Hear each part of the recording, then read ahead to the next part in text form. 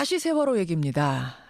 우리가 잘 알다시피 세월호는 기울기 시작한 지 101분 만에 완전 침몰했습니다. 보면서 이상하다는 생각하셨을 거예요. 저렇게 큰 배가 어떻게 저렇게 빨리 완전 침몰했는가? 바로 침수 때문이었습니다. 그런데요, 세월호의 조타수가 이와 관련해서 양심 고백을 한 내용이 뒤늦게 알려져서 주목이 됩니다. 철제로 되어 있어야 할 외벽이 바닷물이 들어와도 막을 수 없는 천막으로 되어 있었다. 이런 얘기인데요. 이게 무슨 소린가 싶습니다. 이 사실을 고백한 조타수는 지금 고인이 됐습니다. 그래서 오늘은 이 내용을 고스란히 전해들은 한 분을 연결해보죠. 광주 NCC 대표입니다. 장헌권 목사 연결을 해보죠. 장 목사님 안녕하세요. 네, 안녕하십니까? 예, 세월호 조타수의 증언 이걸 어떻게 듣게 되신 겁니까? 2014년 4월 16일 참사가 일어난 후에 예. 6월 10일부터 선장 선원 재판이 강주 법원에서 1심, 2심이 진행되었습니다. 예. 그때 세월호 가족과 함께 방청을 했습니다. 방청하는 과정에서 희생자 가족들이 힘들어하는 모습을 보면서 예. 피고인들이 양심 선언을 하면 어느 정도 진실이 밝혀지지 않겠는가 하는 생각을 했습니다. 배에 대해서 가장 잘 알고 있고 상황에 대해서 가장 잘 알고 있는 사람들이 배에 탔던 사람들일 테니까.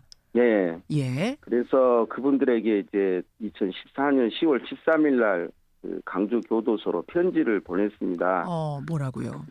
양심 선언과 좀 진실을 밝혀달라는 내용으로 편지를 보냈는데 이제 처음에는 반응이 없다가 예. 선장과 기관장 등 5명은 수치인 거절로 반송이 되었어요. 예. 그리고 이제 한 달 후에 2분이 답장을 보냈습니다. 2분이. 예, 2분 중에 한 분이 바로 이렇게 편지 내용에 양심 고백이 무엇인지는 모르지만 제가 생각하고 조사 과정에서 밝혀지고 있는 사실과 다른 것이 없습니다 하고 보내온 내용이 있습니다. 그렇게 되는 거군요. 바로 그게 이 조타수의 편지. 근데 지금은 이분이 돌아가셨어요? 네. 어떻게 된 겁니까? 폐암으로. 네. 그럼 수감 생활을 하다가 중간에 발병해서 형이 집행정지된 것이죠. 형이 집행정지되고 돌아가시고. 네. 이분이 보내온 편지 그 증언 내용을 보니까 이런 내용이 써 있습니다. 세월호 2층 화물칸 하층부 외벽이 철제가 아니라 천막이었다. 그렇다 보니까 바닷물이 들어와도 막을 방법이 없었다. 저는 근데 이걸 읽으면서 이해가 안 갔던 게 하층부의 화물칸 하층부의 외벽이라면 바닷물과 닿는 그 외벽을 말하는 겁니까? 네. 그게 어떻게 상식적으로 그게 천막일 수가 있습니까? 세월호 선미를 이제 시데크라고 하는데 예. 화물칸 2층에 예. 주차 공간이 있습니다. 이분의 이야기에 의하면 예. 주차 공간 외벽에 철제가 아니고 천막으로 개조가 되어 있다는 것입니다. 자, 여러분 그럼 그림을 좀 상상해 보세요. 그러니까 배가 쭉 길게 있고 A구역, B구역, C구역, D구역, E구역 이렇게 나눠져 있는 거죠. A데크, 네. B데크, C데크 이렇게 쭉 나눠져 있고 그중에 가운데 부분 C데크에 자동차를 주차하게 돼 있는데 1층, 2층으로 나누어져 있고 그중에서도 2층 부분의 외벽이 천막으로 돼 있었다. 네. 그럼 평소에 다닐 때는 이 부분은 바닷물과 닿지 않는 모양이군요. 좀 높아서. 그렇게 상식적으로 생각이 되는데 천막으로 되어 있기 때문에 어느 정도 배가 기울었을 때 기울었을 때는 상당한 물이 그 부분을 통해서 유입이 되었다. 이런 내용이거든요. 이제 배가 무트로 올라와서 조사를 하면 더 정확히 알 수 있겠습니다만 일단 이 조타수의 고백에 의하면 그 부분은 아마도 그러니까 우리가 생각하는 뭐 이런 얇은 천이 아니었겠지만 무슨 뭐 비닐 같은 천 뭐 이런 것으로 되어 있었고 네. 평소에는 바닷물과 접촉 없이 다녔더라도 이렇게 위급한 상황, 바닷물에 의해서 기울어지는 상황이 됐을 때는 그쪽이 물과 닿았을 거고 순식간에 물이 유입됐을 수 있다. 이렇게 추정 가능하군요. 네.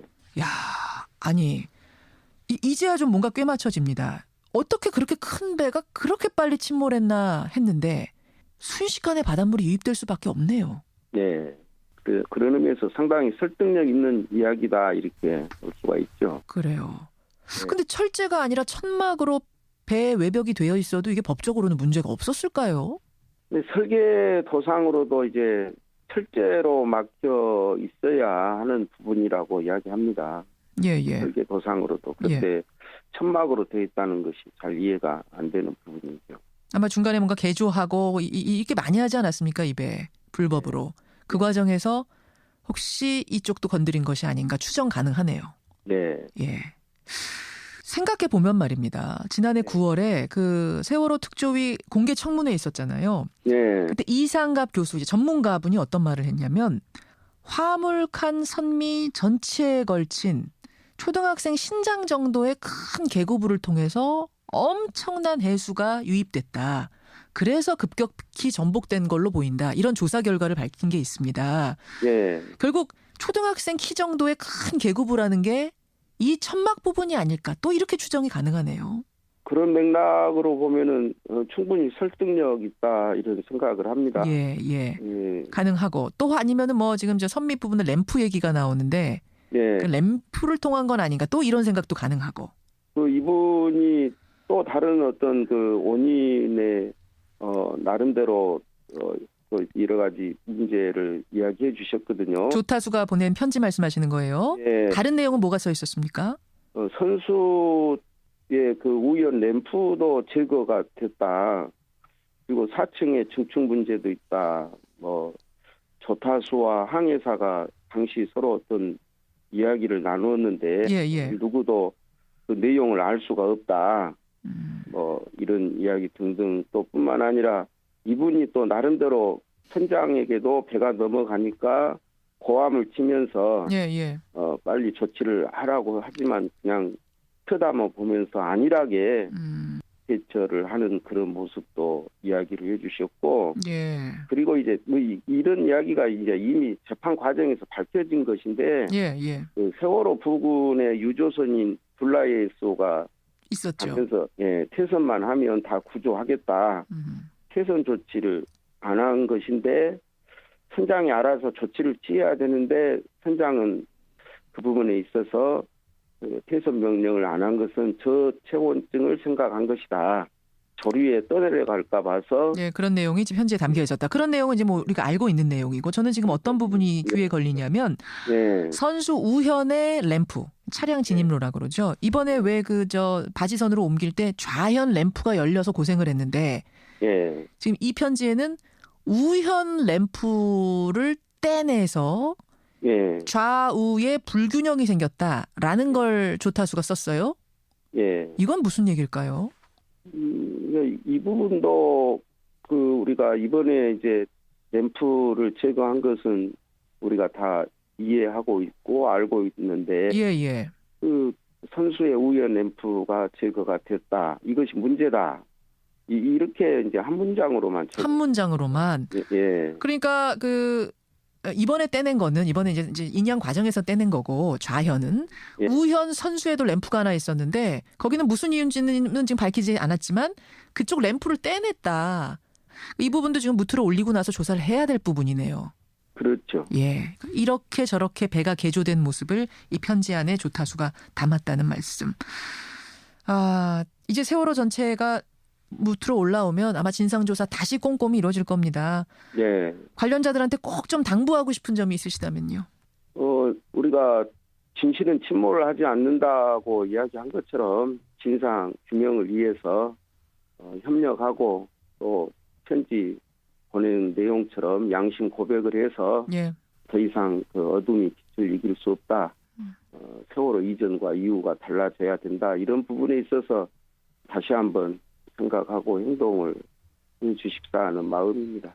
그 목사님은 참사 직후의 재판부터 항소심까지 거의 모든 재판을 다 안 빠지고 가셨다면서요? 예, 유가족들과 함께 계속 해오신 분으로서 그 힘든 과정 지켜보면서는 정말 느낌이 어떠셨어요?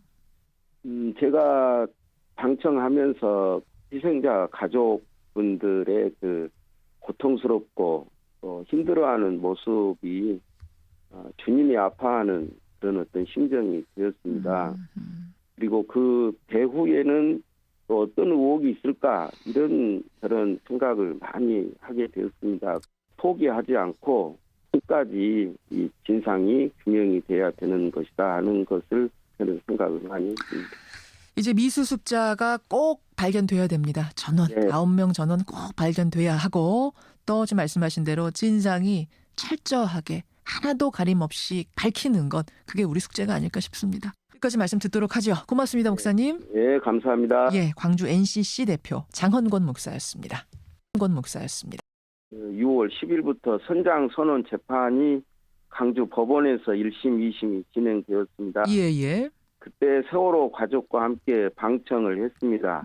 방청하는 과정에서 희생자 가족들이 힘들어하는 모습을 보면서 예. 피고인들이 양심 선언을 하면 어느 정도 진실이 밝혀지지 않겠는가 하는 생각을 했습니다. 배에 대해서 가장 잘 알고 있고 상황에 대해서 가장 잘 알고 있는 사람들이 배에 탔던 사람들일 테니까. 예. 예. 그래서 그분들에게 이제 2014년 10월 13일 날 그 강주 교도소로 편지를 보냈습니다. 뭐라고요? 그 양심 선언과 좀 진실을 밝혀달라는 내용으로 편지를 보냈는데 이제 처음에는 반응이 없다가 예. 선장과 기관장 등 5명은 수치인 거절로 반송이 되었어요. 예. 그리고 이제 한 달 후에 2분이 답장을 보냈습니다. 2분이. 예, 2분 중에 한 분이 바로 이렇게 그 편지 내용에 양심 고백이 무엇인지는 모르지만 제가 생각하고 조사 과정에서 밝혀지고 있는 사실과 다른 것이 없습니다 하고 보내온 내용이 있습니다. 그렇게 되는 거군요. 바로 그게 이 조타수의 편지. 근데 지금은 이분이 돌아가셨어요? 네, 어떻게 된 겁니까? 그 폐암으로. 네. 그럼 수감 생활을 하다가 중간에 발병해서 형이 집행정지 된 것이죠. 다시 세월호 얘기입니다. 우리가 잘 알다시피 세월호는 기울기 시작한 지 101분 만에 완전 침몰했습니다. 보면서 이상하다는 생각하셨을 거예요. 저렇게 큰 배가 어떻게 저렇게 빨리 완전 침몰했는가? 바로 침수 때문이었습니다. 그런데요, 세월호의 조타수가 이와 관련해서 양심 고백을 한 내용이 뒤늦게 알려져서 주목이 됩니다. 철제로 되어 있어야 할 외벽이 바닷물이 들어와도 막을 수 없는 천막으로 되어 있었다. 이런 얘기인데요. 이게 무슨 소린가 싶습니다. 이 사실을 고백한 조타수는 지금 고인이 됐습니다. 그래서 오늘은 이 내용을 고스란히 전해들은 한 분을 연결해보죠. 광주 NCC 대표입니다. 장헌권 목사 연결을 해보죠. 장 목사님 안녕하세요. 네, 안녕하십니까? 예, 세월호 조타수의 증언 이걸 어떻게 듣게 되신 겁니까? 2014년 4월 16일 참사가 일어난 후에 예.